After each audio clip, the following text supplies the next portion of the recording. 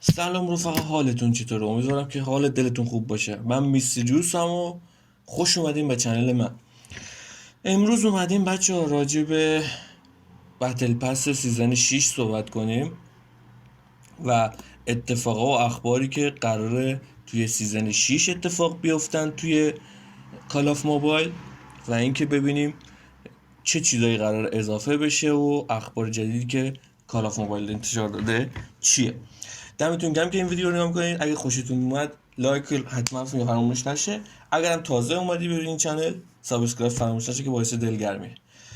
برای این سیزن قراره گوست لژندری برگرده به گردونه ها و بتونید بزنینش و اینکه از هفته 24/6 میاد تا هفته 7 به تاریخ میلادی که حدوداً میشه 2 هفته. شما برای این سیزن گان میتیک CBR رو دارین که از 29/6 تا 12/7 میاد و جزو گردونه ها قرار میگیره و شما میتونید بزنیدش و احتمال زیاد چیز اخباری که من شنیدم CBR این سیزن نرف میشه، یعنی ضعیف میشه. اسم سیزن 6 هات شات هستش که شما میتونین از اسمش بفهمین که خیلی سیزن خفنیه و قرار کلی اتفاقات باحال بیفته داخل این سیزن و کلی چیزای جدید بیاد.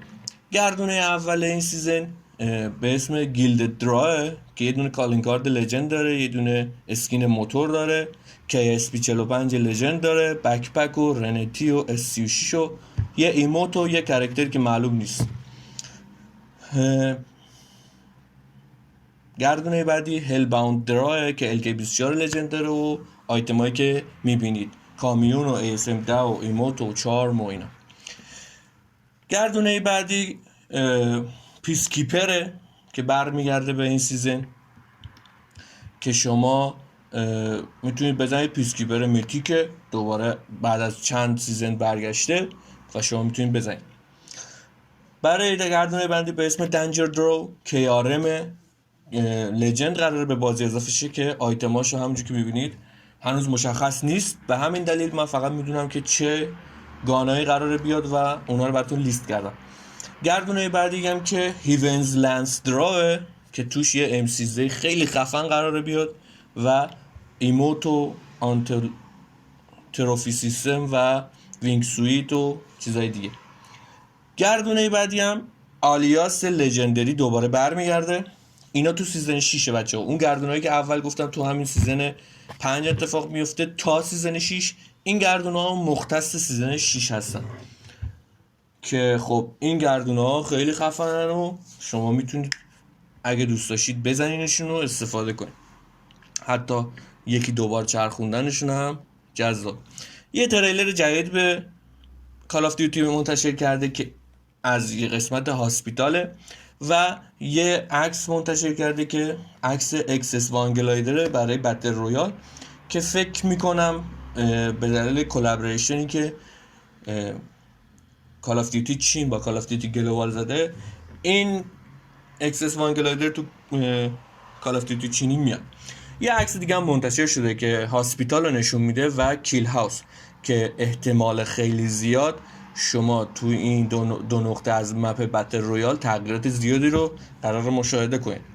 یه عکس دیگه هم منتشر شد که کاراکترهای سیزن 6 هستن که یکیش یه قولیه مثل اکسس وانگلایدر و یه دونه گس گرنید لژندری هم قراره اضافه بشه و عکس اکسس وانگلایدر هم تو این پوستر هست. پس یه تیزر جدید هم ارائه شده که دارید میبینید و از کلابریشن کالاف چینی داره حرف میزنه که خب 100% هاسپیتال قراره تغییر کنه و همینطور کیل هاوس. یه کریت جدید هم اومده رفقا که شما 3 بار میتونید با یک سی پی اونو بچرخونید که خب من به این ویدیو ربطی نداره ولی خب چون چیز خوبیه براتون گذاشتمش که شما هم ازش خبر داشته باشید و بدونید که قراره چه اتفاقی بیفته. با 3 تا سی پی میتونید 3 تا آیتم خیلی خفن از تو این کریت بگیرید و خیلی به درد بخوره و به درد بخوره، بد نیست، ولی خب بستگی به شانستون داره. دمتون گرم که این ویدیو رو نگاه کردید. امیدوارم که همیشه حال دلتون خوب باشه. اگه تازه این به چنل من اومدی و ویدیوهای من رو نگاه میکنی، حتما ساب کن که باعث دلگرمی و کنار هم رشد میکنیم. امیدوارم که از این ویدیو خوشتون اومده باشه. یا علی مدد، خداحافظ.